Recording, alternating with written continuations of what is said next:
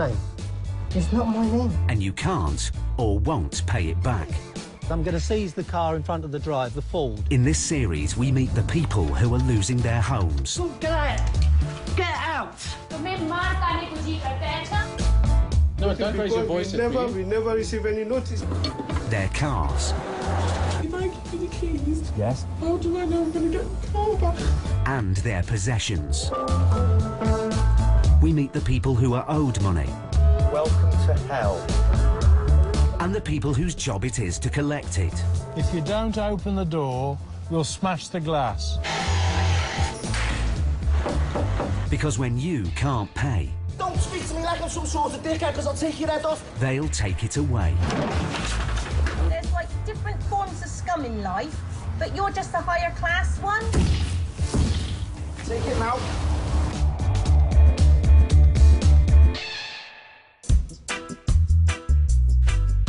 The number of calls to helplines from tenants struggling with rent arrears increased by 13% in the last 12 months, more than any other debt type. Many fear they won't be able to keep a roof over their heads, according to a new report.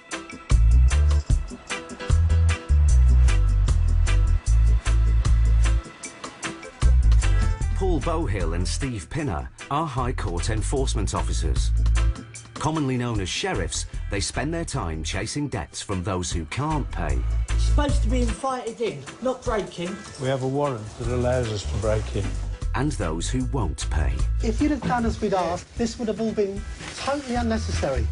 Working under the authority of the High Court, they are the officers people turn to when all other avenues have failed. They have the power to seize your possessions to cover your debts and evict you from your home if you've fallen behind with your payments. Won't be a problem. Most of the people that we meet are in denial. Denial on two fronts. One is that the debt exists, and the second and critical point is that they don't think it will have gone this far. Paul and Steve are on their way to West London. Their work means meeting people in crisis and facing emotionally challenging cases as they enforce the law. Today's job is one of them. Do you want a sweetie? Sorry? You can have a sweetie. I can have a sweetie. I'm having a chewy at the moment. Oh, right. You're so ungrateful. They have a High Court order to evict a couple who have become sitting tenants. How far is it? Are we there yet? No, we're not there yet. The tenant's lease has run out. They haven't paid their rent in 5 months, and they've ignored all letters and court orders telling them to leave. The two-bedroom flat is in a nice area in Chiswick. The owner's son is waiting for them outside the property. He wants to witness the eviction. If the landlord is there, you're a target. It makes it contentious. That's fine. We're actually once removed from that, Yep. so they can batter on about you to us. Okay. And it goes over there. Yeah, so, no worries. But that's only for the first 5 minutes. OK. The landlords are a retired couple who rely on the rental income. They are owed over £10,000. The flat is actually held by my parents, who are retired, and sadly that's meant that all their pension for the last 4 or 5 months has gone on paying the mortgage on this flat. They've worked all their life, so the last few months they haven't had the money to spend on living that they would have had otherwise. So it's been very bad news in that respect. The block down that end, while the tenants effectively stayed there rent-free and, to my mind, squatted. The owner's son has also been told that the property is now not in a good condition. There have been complaints about bad smells from the neighbours.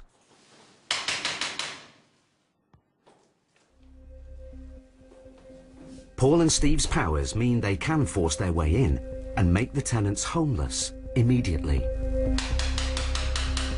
Hello? We have a writ here to repossess the property. We'd rather you open the door and save the damage of us breaking in. How long has this been going on? Since June. OK. Was he there? There's no answer. Nobody.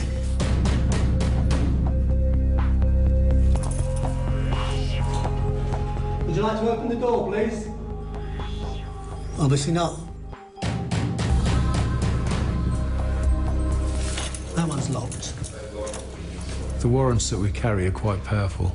So in other words, if people want to talk through the letterbox, We allow that to happen until we get bored, and then we'll just break the door down. We'll do our best.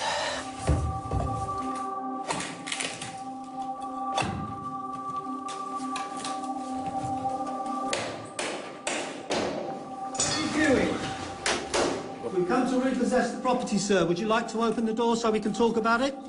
Can you just talk us through the door? Please read it fully. People become face to face with a debt situation when a High Court enforcement officer knocks on the door. Until that time, they can just dismiss it. They can shred the letters, ignore the telephone calls, or pretend that it doesn't exist.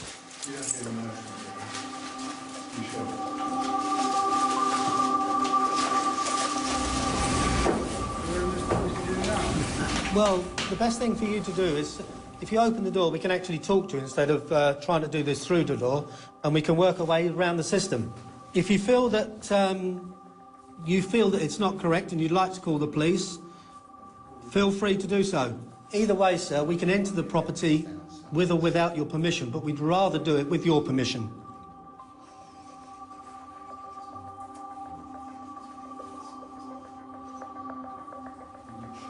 Will you open the door, sir?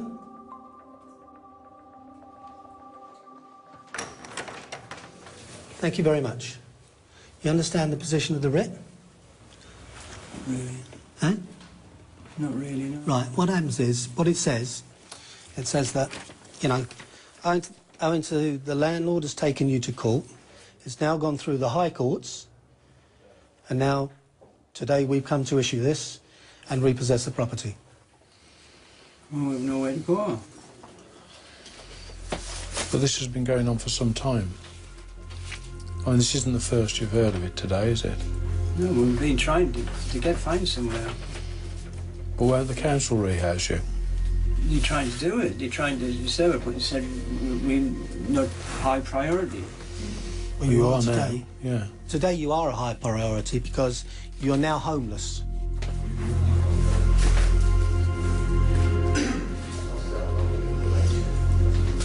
You've got a total care in the community issue here. You know, there's notices on all the doors saying, please close the door quietly, keep this door locked at all times, switch off, do this, do that. And the bloke is obviously not 100%. So we've suggested that he ring the council to get the system rolling, and then we'll deal with it. The tenant's vulnerable condition is a real surprise to everyone. Paul and Steve now face a dilemma. They are worried about the tenants, who currently have nowhere to go. But they also have to carry out the eviction as commanded by the court order. They have to make a decision.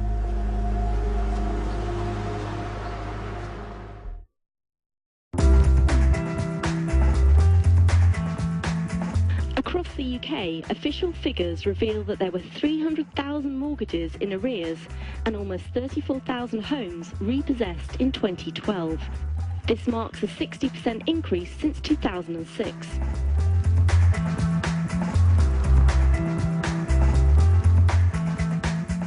Today, Paul and Steve are in Chiswick, West London, on an emotionally challenging case. Hello? They have a writ to evict a couple who owe £10,000 in rent. Their lease has run out. They haven't paid their rent in 5 months. We've come to repossess the property, sir. And they have ignored all letters and court orders telling them to leave. Will you open the door, sir? But they are clearly vulnerable. Thank you very much. You've got a total care in the community issue here. So we've suggested that he ring the council to get the system rolling, and then we'll deal with it. Paul and Steve are legally compelled to carry out the writ. You can't stay in the flat anymore No, from tonight. I understand. Okay. Tonight? Yeah. Where do we go? Well, that's why we're trying to get you to help get in us. touch with the council to give you at least temporary accommodation.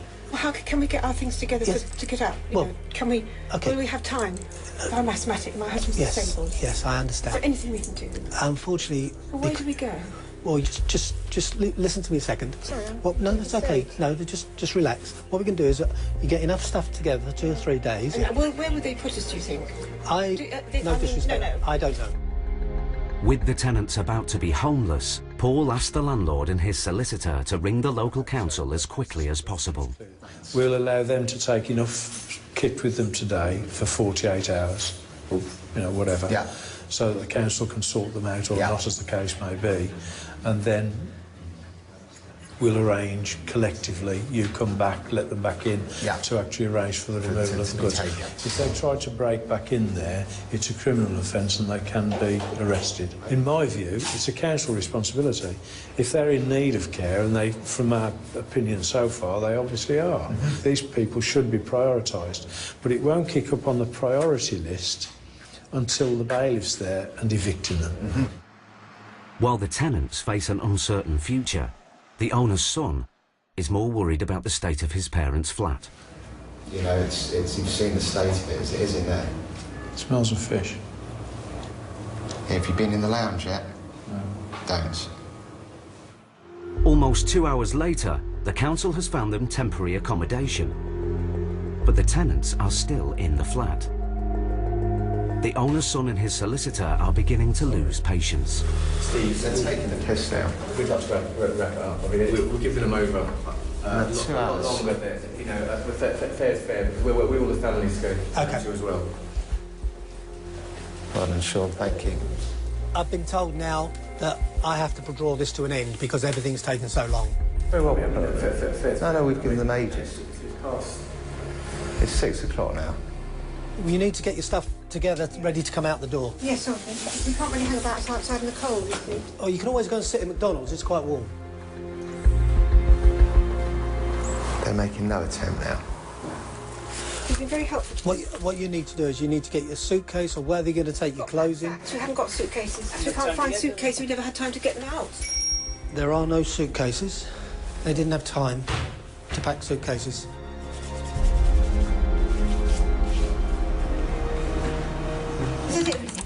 Yep, that's everything now. Okay, that's us done. Thanks very much. I'm sorry for the delay and the amount of time it took. Right, how are we doing? The tenants have a roof over their heads tonight, but their home is gone. The owner's son is eager to see what's happened to his parents' flat. Until I go in, because I haven't been in there for months, I really don't know what I'm going to be faced with. This flat, when they took it on, was pristine.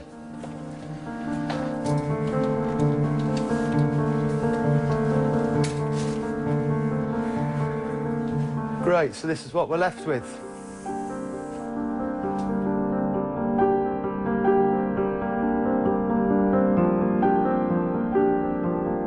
Well, just give up, don't you?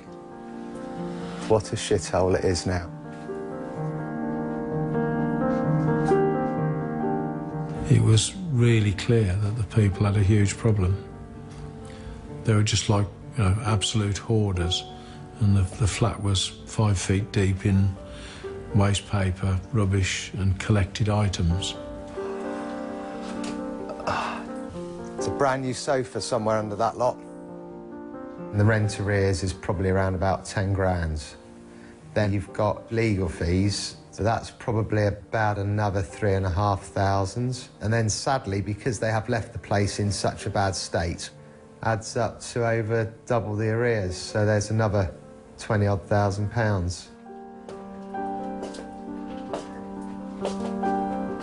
Oh, shit, a brick. I think this is what estate agents would describe as in need of tender, loving care.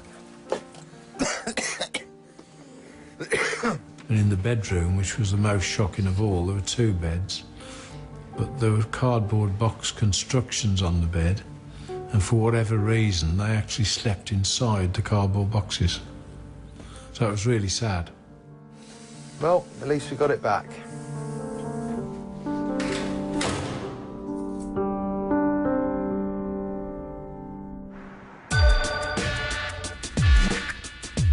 If the last job was challenging, their next job is going to be no easier, but for very different reasons.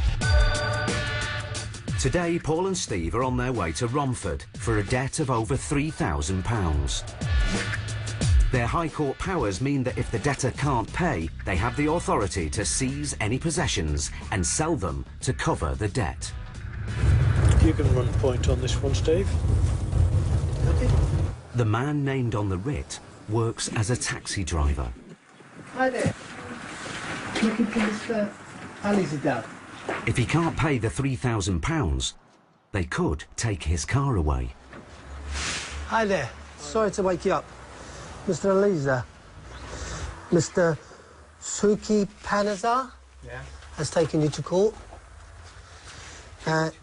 Yeah. What for? I have no idea what for. I don't get that information. All I know is that there is a warrant outstanding and the amount is £3,253 and 4p, plus a 440... It's not me. They made a mistake. It's not me. They sent to the court also. That's not me. That's a different person.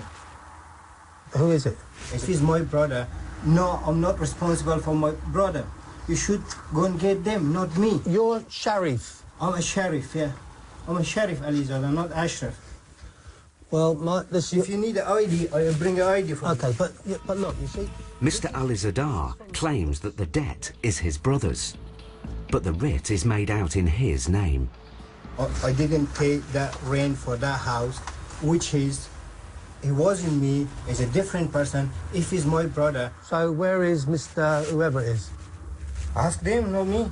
He's your brother? Yeah, he's my brother. So you must know where he is. Yeah, I know. You should find them and go and tell them. Why isn't... Well, okay, can I just be very simple about this? Just really, really simple. Is this your vehicle? Yeah, he is. Okay. This is from the courts. Yeah. The highest court in the land that empowers me to take your car, unless you can pay this debt. Paul and Steve have no idea whether he is telling the truth or not. A High Court writ is rarely wrong. The way to get to the truth is just to keep talking, and all the time you're talking, you're asking the same questions in different ways, but you're looking for an inconsistency in the answer. So it's straightforward interrogation. I spoke with him. He was my landlord. I was living in this address as well. Before that guy, I was living on that address, and that's why he knows my address. He sent it to me. I showed him why you take it, put it my name to the court. Where is your brother? My brother. It's my brother. He's in this country. Go and get him. Well, we don't need to, because we're going to take the car That's fine. You can take it in my car. Okay, can you give the keys? Huh? Give us keys. I'm not going to give the key. Why should we give the key? If the court or anyone, why we should bring Mr. Suki, tell them, it's not... You got a problem with, not with me, you got it with Ashraf. Can you get your brother on the phone then? I'm not going to put him on the phone. Well, that's okay. We'll just take the car. I'll call a recovery truck. Call him, Look, listen, there's an easy way of doing it or there's a hard way. No, it's not the hard way. I'm not responsible Unless you for prove that. to us that this is not you. Have you got the logbook for that vehicle out there? Yeah, of course I've got a logbook. But before Paul calls the tow truck, he rings his office to check out the man's story and whether the writ is correct. And the truth is surprising. Bye. They have the wrong man.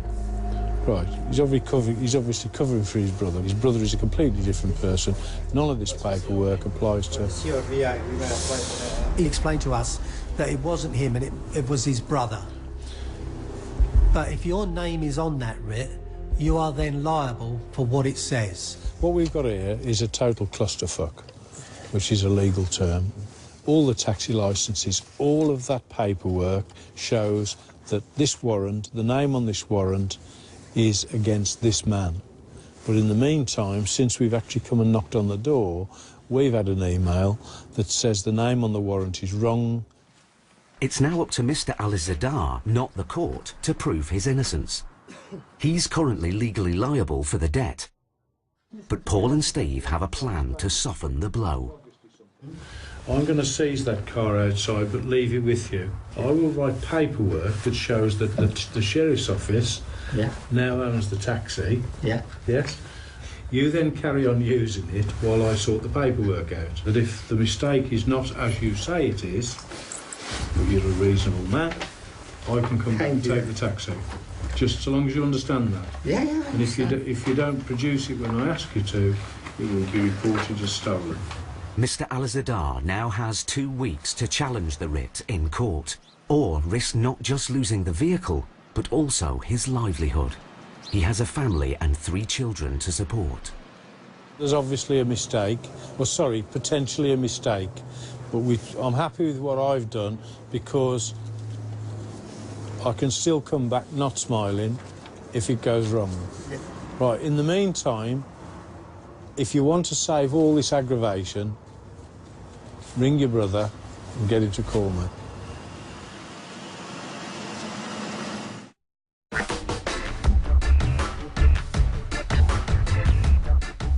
A report has found that more than 8 million households now have no savings at all. And almost half of the lowest income households are spending more than 25% of their income on debt repayments.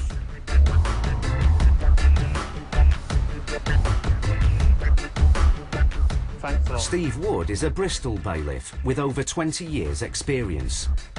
His firm specialises in carrying out court orders and repossessions on commercial properties. A busy week can see as many as 50 writs executed. I'd be inclined to say this is a fictitious name. I've been assaulted, I've been knifed, things thrown at us, oil, petrol. We've had people swing at us with pickaxes. We have heard it all before, and I'm sure we'll hear it all again. Good morning, Evening Somerset Police. How may I help? Hi, good morning. My name is Steve Wood. I'm a bailiff based here in Bristol. It's just for information purposes. Today, Steve is repossessing a small convenience store, a classic corner shop, but the tenant owes over £5,000 in rent. Yeah. Okay, all right, no worries. Thanks very much for ringing. Bye. Thanks, bye-bye.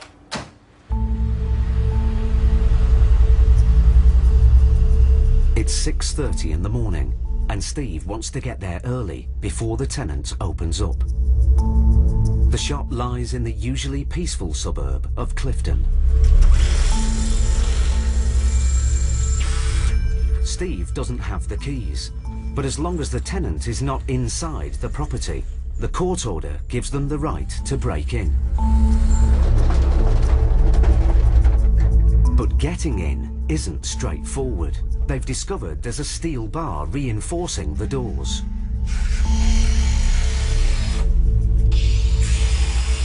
While the locksmith cuts through the steel, the tenant arrives. Are you with the shop, sir? Yeah. We're bailiffs. We're repossessing it on behalf of the landlord for non-paid rent. How much? Well, that's what you're going to have to discuss with the landlord. Steve's first task is to get the keys and gain entry before the tenant crosses the threshold. If you encounter anybody before you get in and that person's inside the premises, you cannot go forward. Whereas if you've got into the premises and you're over that threshold and then somebody turns up afterwards, then you're okay, you're in the premises. So have you got the keys that could let us in? Yeah. All right. Could I have the keys, please, sir? How much is it? Richard. They're in. I don't know, it's about 5,500 as far as I'm aware, maybe a bit more, but at the moment we're repossessing it for non-payment of rent. My colleagues repossessed it. All right, we're changing all the locks. Yeah. So you take the stock out now? No, stock is you can take the stock out, yeah. But I'll give you my business card, yeah. And we can arrange for you to take the stock out. Well, you haven't paid your rent, have you? Steve's writ only allows him to take possession of the property. He's not authorised to seize the stock inside or take payment. So what can I do with the payment? Well, you need to talk to the landlord. I would immediately phone the landlord and start to talk to him. How much is the total? Well, let me get the warrant. Come in and have a look. We'll have a look. Well, according to this, it's £5,802.46. So if I pay this amount to whom? To the landlord. Then you have to open the... I can't say yes or no. All I can say is ring the landlord or ring his agent, and if they agree, then we'll let you have the keys back once you've paid the rent arrears and our costs. We're changing the locks, okay. Front and back. Okay. If you try to gain entry after we've left, it will be a criminal offence. Okay. All right? Okay. Thank you for your time. Yeah, thank you. All right. Bye-bye. Despite being owed over £5,000, the landlord at least has his shop back. But once inside, Steve discovers the situation is even worse. The back of the shop has been converted into living accommodation. None of this has been authorised. It's all put in illegally, and there's a sort of shower unit in here. It's just disgusting. It really is.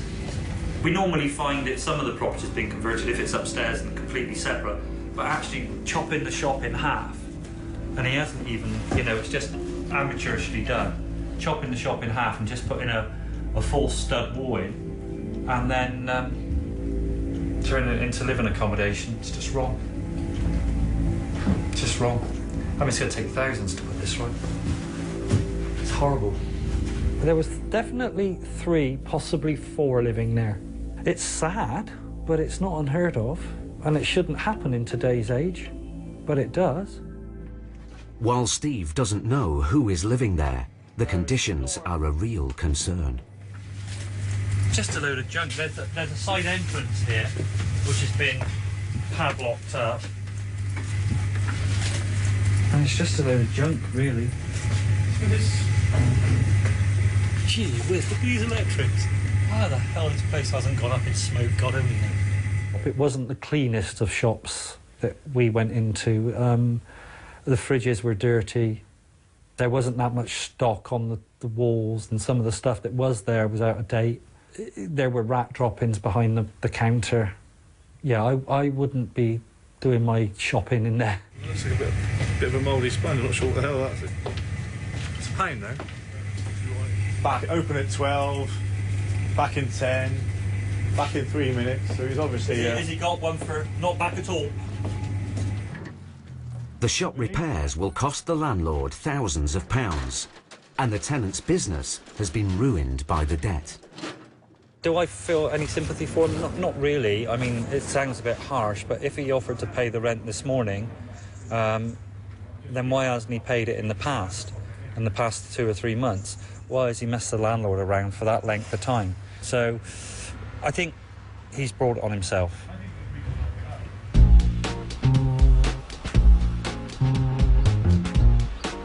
Today, landlord Mark Talbot has arranged for the tenants to come back and clear their possessions from his retired parents' flat.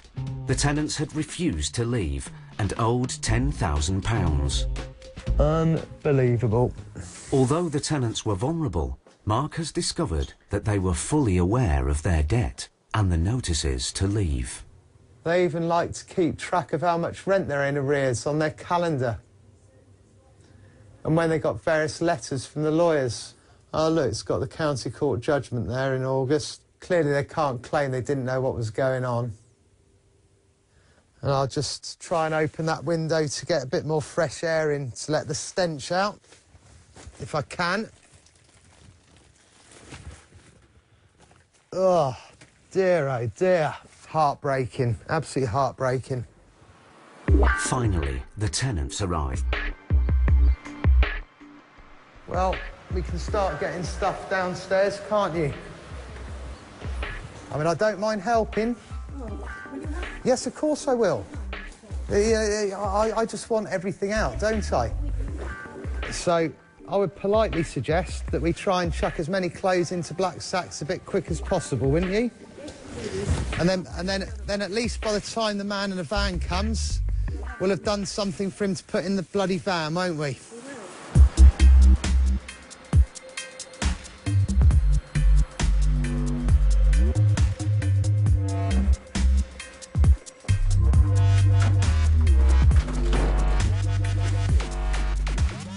Everything in there rubbish, agreed? Yeah. You're going to sign to that effect, yeah? With the tenants and their possessions gone, Mark inspects the flat. This is brand new carpet, 2.5 years ago. This is because they let absolutely no air into the flat whatsoever during the time they were here. Newly decorated before they came in. On a positive note, it looks somewhat better than it did about 4 hours ago. Mark and his parents can now start the process of getting the flat refurbished.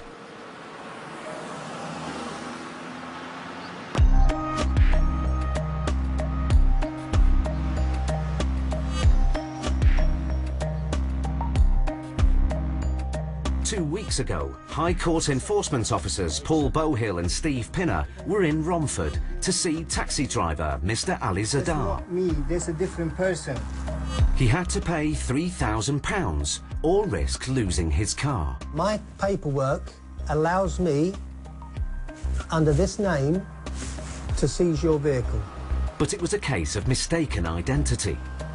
The writ should have been in his brother's name, and even though Mr. Ali Zadar is the innocent party, it was up to him to clear his name in court. Ring your brother and get him to call me. Now they are returning to Romford. The debt has risen by a further £700, and Mr. Ali Zadar hasn't been to court. So while Paul and Steve know he's the wrong man, the writ commands them to collect on the debt. The bloke has not made an arrangement to pay yet, so we're going to go back and give him the bad news that we're expecting him to pay. It's £3,915 today. I'm going to lead on it to you. Did the last time he thinks you're Mr. Nice Guy. Hi, how are you? I'm okay, how are you? Very well, thank you. We still have a problem. We haven't heard from anybody with regards to this. So the situation is now that because your name is on all our paperwork, we are coming to you for this. Because this has come from the High Court, the writ has been done, it's in your name, and my name. You're responsible for it as far as the High Court is concerned. The last thing I want to do, or sorry, we want to do, is to take your car away. Because it's a nuisance to us, it's a nuisance to you, and it might all go wrong. Listen, in real terms, how much money could you get now? The money, I can get £200-300. No, we're looking for £2,000 at least. I can give you £200-300. With the deadline up and Mr. Ali Zadar unable to pay the debt, Paul is duty-bound to enforce the warrant. The sheriffs have to seize the taxi. I'm only concerned, this warrant's telling me what to do, and I'm actually going to do what the warrant tells me to do. That's fine. You want to put the car? Let me bring the key and take my stuff from there. If I was in this gentleman's shoes, I'd have been on the phone to my brother and asked him, what have you done? What's the situation? Why have you got these people knocking on my door? But he seemed to be reluctant to do that. I don't know why. It also means that Mr. Ali Zadar will be without his family transport and out of work. I'm sorry to have to do this. That's fine, that's fine. It isn't fine, and I feel just as bad about it, but, you know... You gave me a chance last time. I did. Which is, we thought it's finished. Yeah. You're not going to come back. It's cost £444 for our attendance today to remove it. So it's just cost him another £450, if you like, plus whatever the other costs are on it. So the debt started off at £2,400, it's nigh on £4,000 now. This is where it goes out of control. And the easiest way to resolve this is to get the money. That's the easiest way, and fight about it afterwards, because every day that we've got this car, you're losing your wages. All right, sir. Is there anything... Tea, coffee, cold drink? No, sir, we're OK, thank you. We're OK. He's a really nice guy, though. I mean, you take the man's car away and he's living away and he invites you in for coffee. Take care, sir. OK, thank you. If we can get this solved in a few days, we'll bring you back. I hope it's... Thank you. All right. I hope that we're going to sort them out tomorrow. OK, thanks very much. Everything easy. Bye-bye.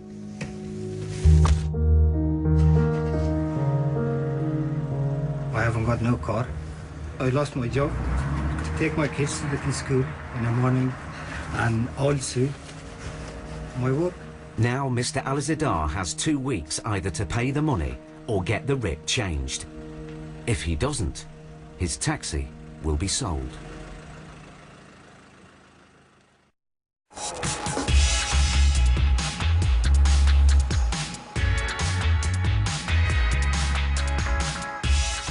High Court enforcement officers Paul Bohill and Steve Pinner are seeing more and more cases of people on housing benefit who are in rent arrears and in trouble. Today's case is to repossess a house in Harrow. What I can't believe on these is that the rent arrears just escalate, don't they? How do they allow it to get this far? According to their writ, the landlord is owed £10,000 by a female tenant. Well, we don't know anything about it, though, do we? Nothing at all. Do we need to, though? Well, no, I suppose if we not. know the whole story, we'll get all emotional about it. We'll be in tears sitting at the side of the road. Oh, I don't want to do this job.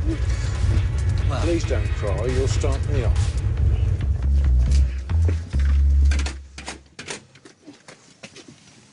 Left all my coins and everything in me. That don't make a lot of noise, does it?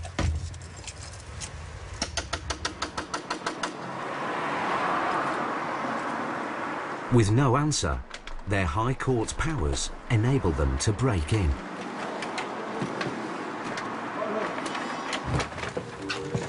Hello? Hello? Clear downstairs? Nobody downstairs. Hello? Nothing? No.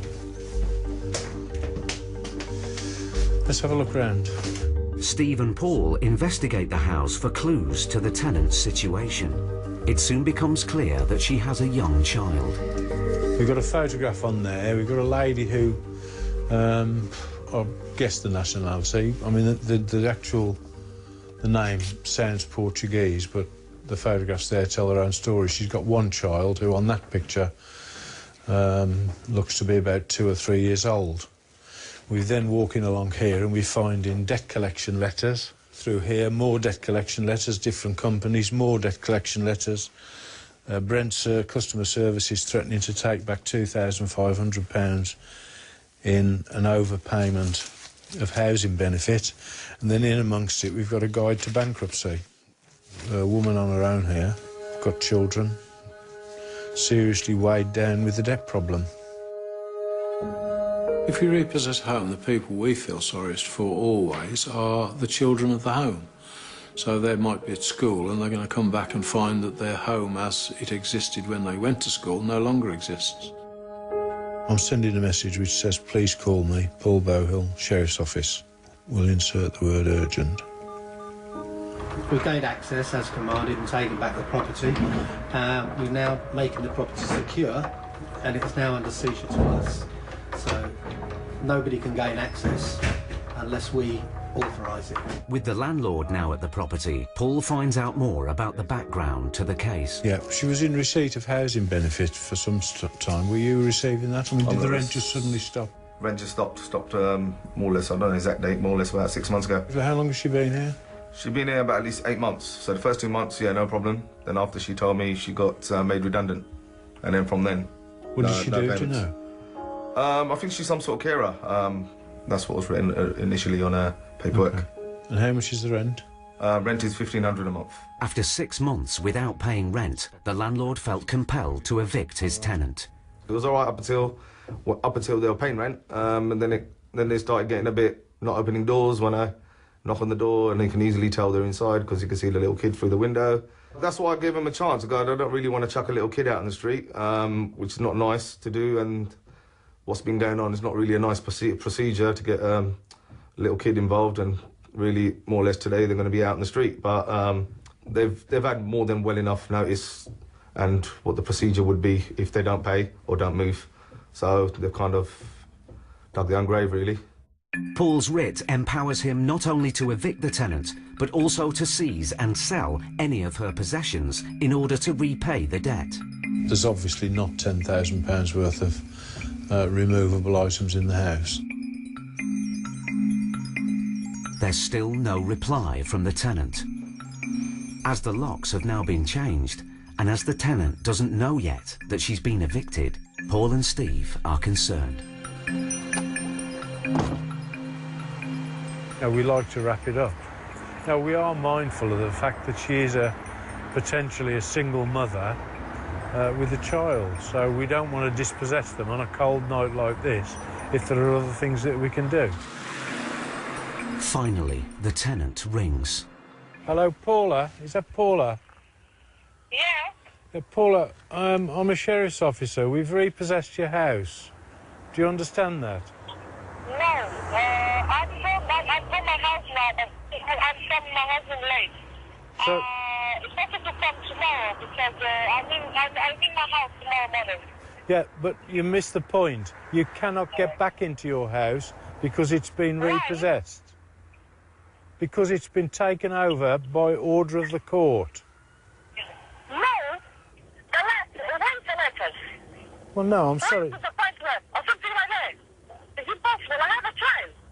No, I agree with you. That's why I'm trying to make it easy. No. Is it possible? Well, I'm sorry. There's nothing we can do about it. What you're doing is impossible. It's impossible. How is it impossible? It's impossible. Why? Hello?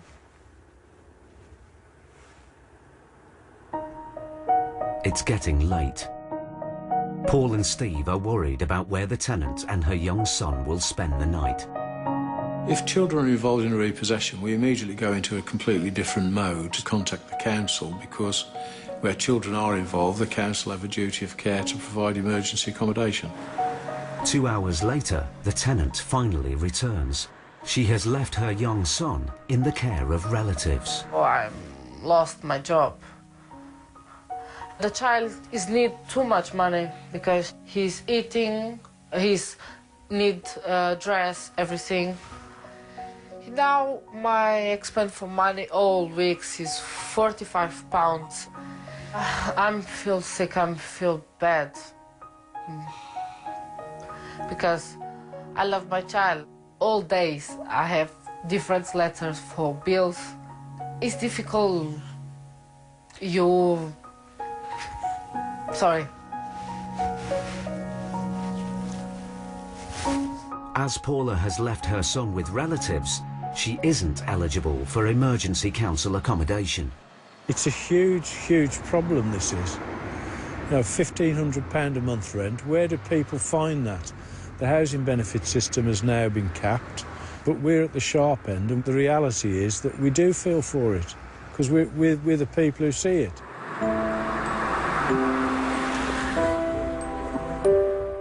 Now I come to my mom's house, but it's 1 bedroom and 1 living room. My sister in my house she come to visit me. Now we sleep 7 people in 1 house. With Paula homeless and without transport, the sheriffs decide to drive Paula and her sister to her mother's house. She's good to go now, so we've done the best we can. Bear in mind, we've now been here for like nearly 11 hours.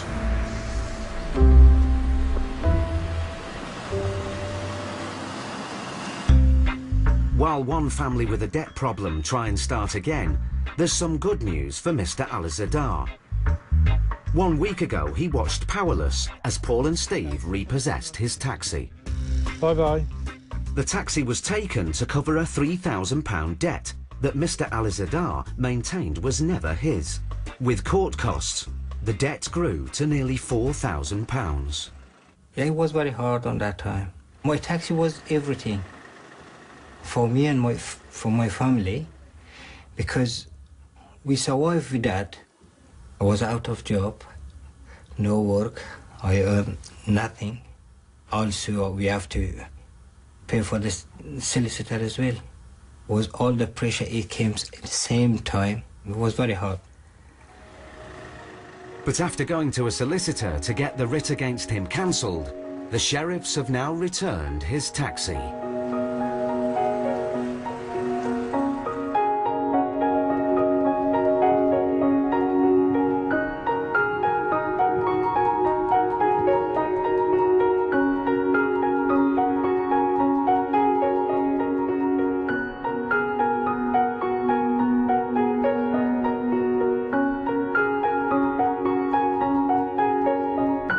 Next time, Paul is shocked by conditions at a family home